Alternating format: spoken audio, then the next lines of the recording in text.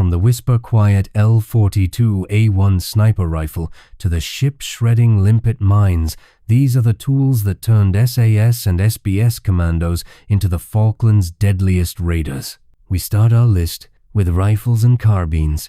L1A1 SLR, the British battle rifle that became the SAS workhorse in the South Atlantic. Firing the hard-hitting 7.62 mm NATO round, this semi-automatic beast could drop targets at 600 meters in freezing Falklands wind. SAS patrols carried it through weeks of covert observation behind Argentine lines. M16. A1. American rifles acquired through back channels gave Special Forces operators lighter firepower.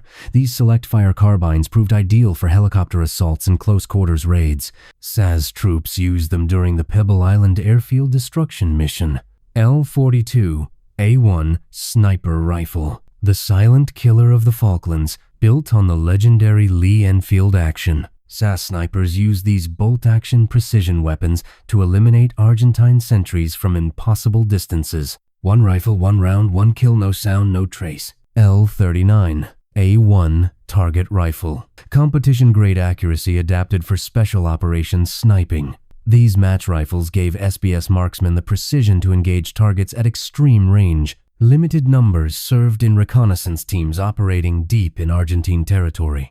Armalite AR-10, the 7.62 mm predecessor to the M16, appeared in small numbers with special forces. These battle rifles combined stopping power with modern ergonomics. Let's jump towards the submachine guns. Sterling L2A3, the iconic British submachine gun that equipped every Special Forces soldier. Compact, reliable, and proven in Arctic conditions, the Sterling never jammed in South Atlantic cold. SBS frogmen carried them sealed in waterproof bags during underwater infiltrations. Sterling L-34A1, the silenced version, became the ghost weapon of SAS assassination teams.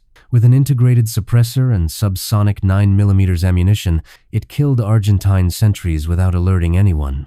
The L-34A1 made the Pebble Island raid possible through the silent neutralization of guards. Engram Mach-10. Compact American devices were obtained for close personal security and vehicle crews. These high-output systems operated at very fast cycles when required. Special boat service teams carried them during maritime access operations. Uzi, Israeli submachine guns that appeared in the SAS's hands through unclear channels. Compact and reliable, Uzis armed helicopter door gunners and vehicle commanders. The folding stock made them easy to stow in tight spaces. Personal handheld equipment. Browning High Power, a standard British service design that served as a final backup option for personnel. This well-known 9mm design held 13 units and functioned reliably even in extreme cold. SIG Sour P 226. Modern Swiss-made devices were obtained by specialized groups before wider organizational use. These 1.5-unit semi-automatic designs offered increased capability in a compact format. P226 models were issued to scouting teams working in remote environments. Smith & Wesson Model 10. Traditional revolver designs that some experienced SAS members preferred over newer formats.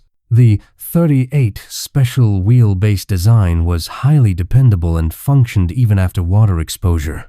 These trusted 6-unit tools served as personal secondary equipment. Walther PPK. Compact German designs carried by intelligence personnel and specialized observation teams. The small 32 ACP format allowed for easy concealment during discrete assignments. PPK models were used by forward observers coordinating naval support activities. Now we have machine guns. L7A2 GPMG. The general-purpose machine gun became the devastating base of fire for SAS patrols. Belt-fed and firing 7.62mm NATO at 750 rounds per minute, it shredded Argentine positions. L4A 4 gun. The legendary World War II light machine gun still served with Special Forces. These 303 weapons proved utterly reliable in South Atlantic conditions. Bren guns armed SBS teams assaulting Argentine observation posts. M60. American machine guns were acquired to supplement British weapons in special operations. The pig delivered sustained fire during extended engagements with Argentine forces. M60S provided the firepower that allowed small SAS teams to engage larger enemy units. Browning M2. 50 calories. The legendary Ma Deuce was mounted on special forces, Land Rovers, and patrol boats. This belt-fed monster could penetrate light armor and destroy aircraft at 2,000 meters. SAS mobility troops used 50 cals during hit-and-run raids. Let's move forward towards sniper rifles and precision weapons. Accuracy International PM. Prototype precision rifles that saw limited field testing with SAS snipers. These purpose-built sniper weapons would later become the British military standard. Falklands combat validated the design that revolutionized British sniping. Parker Hale M82. Commercial target rifles were pressed into military sniper service for special operations. These bolt-action precision weapons gave SBS marksmen competition-grade accuracy. M82S armed reconnaissance teams are observing Argentine deployments. Shotguns. Remington 870. American pump-action shotguns are acquired for close-quarters combat and breaching. The 12-gauge delivered devastating power for clearing buildings and bunkers. SAS. Assault teams carried 870 seconds loaded with buckshot during ship raids. Ithaca 37. Bottom-ejecting shotguns that worked flawlessly in mud and sand. These pump-action armed special forces operators are conducting coastal reconnaissance. Ithaca shotguns prove reliable when salt spray would jam other weapons. Mossberg 500. Military shotguns were equipped for SBS boarding teams for ship assaults. The 8-round tube magazine provided sustained firepower in confined spaces. Mossberg shotguns cleared Argentine vessels during anti-shipping operations. Grenade launchers and anti-armor. M79 Thumper. Single-shot 40mm grenade launchers that gave small teams artillery-like firepower. SAS patrols used these to engage Argentine positions at 400 meters with high explosive rounds. The Thumper could destroy bunkers and vehicles with one shot. M203. Underbarrel grenade launchers mounted on M16 rifles for integrated firepower. These 40mm tubes turned assault rifles into dual-threat weapons. Special Forces operators used M203S during the Pebble Island raid to destroy aircraft. 66mm Law. American disposable rocket launchers that destroyed Argentine bunkers and vehicles. Light anti-tank weapons fired 66mm rockets, accurate to 200 meters. SAS and SBS teams used laws to blast through defensive positions. 84mm Carl Gustaf. Swedish recoilless rifles that delivered devastating anti-tank firepower. These shoulder-fired weapons could destroy any Argentine armored vehicle. Carl Gustav's armed SAS heavy weapons teams during major raids. Demolitions and Explosives. L2. A2 fragmentation grenade. Standard British defensive grenades that shredded enemies with steel fragments. The 4-second fuse gave operators time to throw and take cover. SAS assault teams used them to clear Argentine bunkers and trenches. Claymore mine. American directional anti-personnel mines that created kill zones of steel balls. SAS teams positioned claymores to ambush Argentine patrols and defend observation posts. The front toward enemy mine became the Falklands' deadliest trap.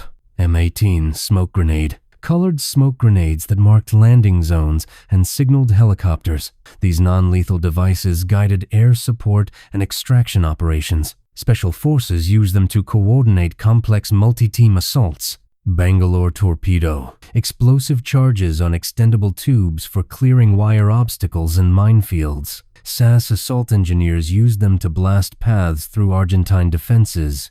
Bangalore torpedoes opened the way for infantry attacks.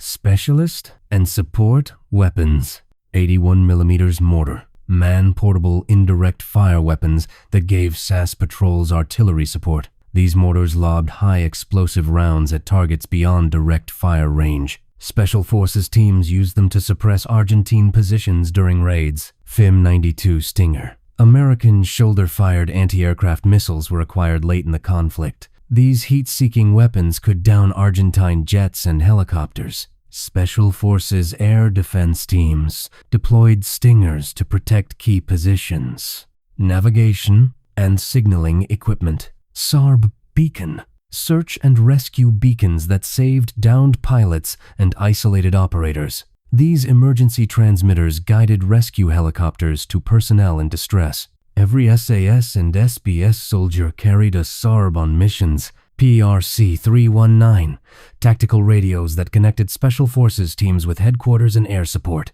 These encrypted communication systems coordinated complex multi-team operations. Special Forces relied on PRC 319 seconds for calling in airstrikes and naval gunfire. Siloom light sticks, chemical glow sticks that provided hands-free illumination without batteries. These non-signature lights marked safe paths and assembly points. SAS troops used them during night movements and helicopter operations. Close combat and edged weapons. Fairbairn Sykes fighting knife. The legendary Commando dagger is designed specifically for silent killing. This double-edged blade became the signature weapon of British Special Forces. SAS and SBS operators used it for sentry elimination and survival tasks. Golok machete. Heavy jungle machetes are carried for utility work and close combat. These thick-bladed tools cleared brush and served as emergency weapons. Special Forces patrol members carried Goloks for fieldcraft and fighting. Entrenching tool. Folding shovels that doubled as close combat weapons in emergencies. The sharpened steel blade could dig fighting positions or crack skulls. Every SAS soldier carried an entrenching tool as standard kit. Mission-specific weapons. Delisle carbine. Integrally suppressed bolt-action carbines that combined rifle range with silent operation. These rare weapons fired subsonic 45 ACP rounds through a silenced barrel. Special reconnaissance teams used Delisles for long-range silent kills. Crossbow. Silent projectile weapons are considered for sentry elimination without gunfire. Special Forces evaluated crossbows but found suppressed firearms more reliable. These medieval weapons represented creative thinking about silent operations. Harpoon gun. Underwater spear weapons carried by SBS frogmen for silent combat. These compressed air weapons fired steel spears at targets underwater. Combat swimmers used them during covert infiltration missions. Support weapons for raids. General-purpose machine gun on sustained fire mount. L-16.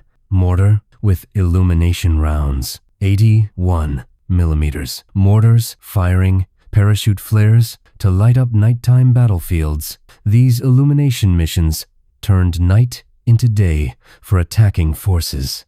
Mortar teams supported SAS night assaults with perfectly timed lighting. Gimpy and helicopter door mount. GPMGs mounted in Sea King and Wessex helicopters for aerial firepower. Door gunners sprayed 7.62 millimeters fire to suppress landing zones during insertions. Helicopter-mounted machine guns covered Special Forces during extractions under fire. Personal defense weapons. Webley revolver. Ancient British service revolvers that some old-school SAS veterans still carried. These 455 caliber wheel guns proved utterly reliable in any conditions. A handful of traditional operators preferred revolvers they'd carried for decades. Commando knife. Various fighting knives beyond the standard Fairbairn Sykes are carried by individual operators. Each soldier chose personal blades based on preference and mission requirements. Knife fighting remained a core Special Forces skill. From silenced assassin weapons to ship-destroying explosives, British Special Forces wielded the deadliest arsenal in the South Atlantic. These tools turned small teams into force multipliers that punched far above their weight. SAS and SBS operators used this lethal collection to destroy 11 aircraft at Pebble Island, eliminate Argentine observation posts, and gather intelligence that shaped the entire campaign. The weapons were only as deadly as the operators who carried them, and British Special Forces proved they were the finest soldiers in the world.